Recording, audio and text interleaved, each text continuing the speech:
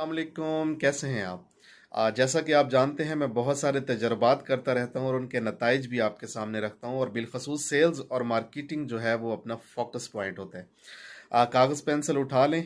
जो हालिया तजर्बा है वो डिस्टेंपर के ऊपर है, आप भी चाहें तो कर सकते हैं। लोकल मटेरियल लें और उसके ऊपर ब्रांडेड डब्बा लगा दें।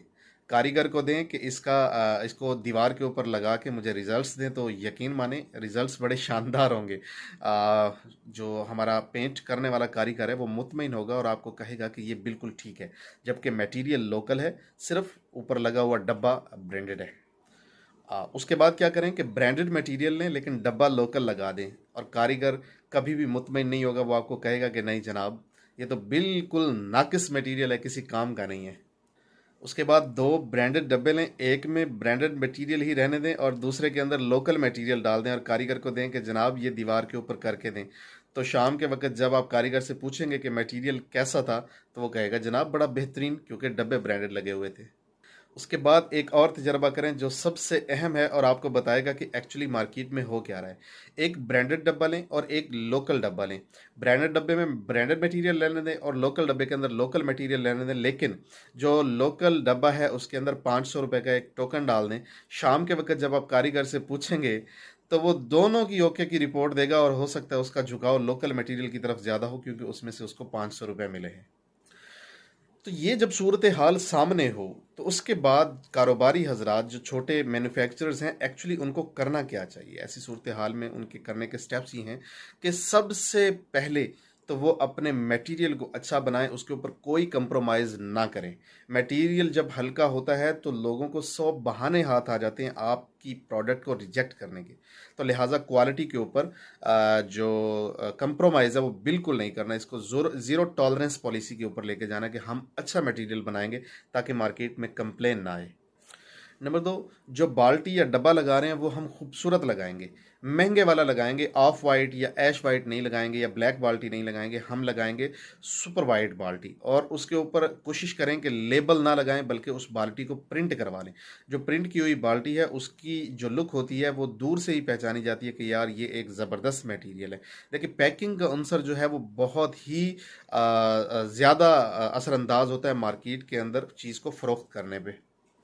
जब आपका मटेरियल अच्छा है, डब्बा खूबसूरत है और प्रिंटेड है, तो उसके बाद आप दो तरीके से मार्केट कर सकते हैं। यानी सेल्स की पॉलिसी दो तरीके से अपनाई जा सकती है। Number one, direct marketing. Number two, dealer या दुकानदार के ज़रिए।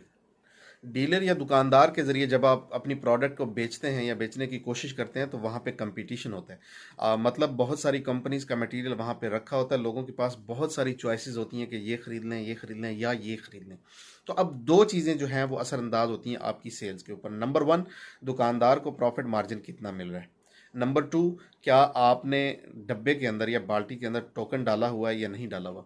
अगर आपकी बाल्टी के अंदर टोकन है तो कारीगर रिकमेंड करेगा कि जनाब ये वाला मटेरियल जो है वो अच्छा है, क्योंकि उसको उसके अंदर से पैसे बच रहे होते हैं। और अगर आपकी दुकानदार का प्रॉफिट मार्जिन अच्छा है तो फिर दुकानदार भी कोशिश करेगा कि इसको बेचा जाए। लेकिन अगर दुकानदार का मार्जिन कम है, या टोकन नहीं है, या टोकन बहुत छोटा है, तो फिर आपकी प्रोडक्ट रैक्स के अंदर लगी रह जाएगी, मार्केट के अंदर फ्लोट नहीं करेगी। लिहाजा आप अगर चलना चाहते हैं मार्केट में डीलर्स के साथ, तो फिर दो बंदों के मार्जिन जो हैं वो बहुत ज़रूरी हैं। एक दुकानदार का, और दूसरा जो कारीगर आपका मार्केट के अंदर जाके घरों के अंदर डिस्टेंपर या पेंट करता है।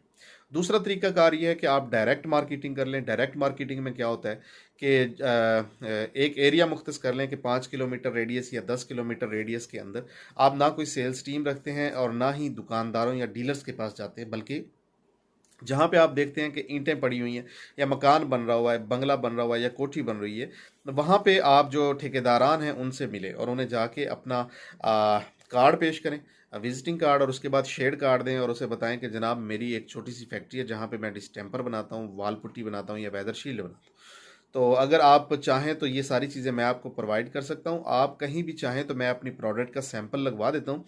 जिस रेट से आपने दुकानदार से ख़रीदना है, मेरा रेट उससे कम होगा, मैं उसी रेट पे आपको दे दूंगा मटेरियल जिस रेट के ऊपर मैं दुकानदार को देता हूँ। तो उससे क्या फ़ायदा होगा कि वो लोग जिनको बड़ी क्वांटिटी चाहिए होती है, वो ज़ाहिर है हमेशा कोशिश कर रहे होते हैं कि यार उन्हें कुछ रियायत मिल जाए। और ठेकेदारान जो है वो तो हमेशा बचत की उसमें रहते हैं कि उन्हें कुछ ना कुछ बचत हो जाए। तो वो आपकी तरफ बिल्कुल रजू करेंगे आपसे और वो आपसे मटेरियल लेने की कोशिश करेंगे। इसमें लेकिन आपको मेहनत ज़्यादा करनी पड़ती है और उसका फल ये मिलता है कि इसमें उधार नहीं होता। जो आप दुकानों के ऊपर, डीलर्स के ऊपर जाके मटेरियल्स रख देते हैं और हफ्तों या महीनों आपको पेमेंट ना मिलने का खदशा रहता है। अमूमन ऐसा होता नहीं है, लेकिन खदशा रहता है, वो खदशा ख़त्म हो जाएगा। एक हाथ दे और एक हाथ ले वाला मामला आ जाएगा। इधर आपने मटेरियल दिया ठेकेदार को या मालिक मकान को, और साथ ही उसकी पेमेंट मिल जाती है। उनकी मज़ीद तसल्ली के लिए आप ये कर सकते हैं कि जनाब, आप अगर थोड़ी देर के लिए हमारी फैक्ट्री तशरीफ़ ले आएँ तो मैं आपके सामने आपको अच्छा मटेरियल तैयार कर देता हूँ। जब ये ऑफ़र किया जाता है तो बहुत से लोग जो हैं वो रियल फील टच वाले ज़ुमरे में आके कि जनाब चले मैं हम अपनी आंखों के सामने बनती हुई चीज़ देखेंगे और उसके बाद ख़रीदेंगे, तो उनके दिल को ये तसल्ली रहती है कि हमने जो मटेरियल ख़रीदा है ये बहुत अच्छा है। तो दो तरीक़ों से आप इसको सेल कर सकते हैं, डीलर्स पे, और दूसरा डायरेक्ट मार्केटिंग से। मैंने ज़्यादा लोगों को डायरेक्ट मार्केटिंग में कामयाब होते हुए देखा है, क्योंकि उनकी जो बेस है वो मजबूत होती है, उनके पास कैश फ्लो कभी भी ख़त्म नहीं होता है। लेकिन यह है कि फिरना पड़ता है, घूमना पड़ता है गलियों में, बाज़ारों में, आते जाते, बस अपनी जो नज़र है उसको घुमाते रहना है कि जहाँ भी कंस्ट्रक्शन हो रही है वहीं पर आपके मटीरियल की ज़रूरत पड़ने वाली है। Thank you. वस्सलाम। पाकिस्तान जिंदाबाद।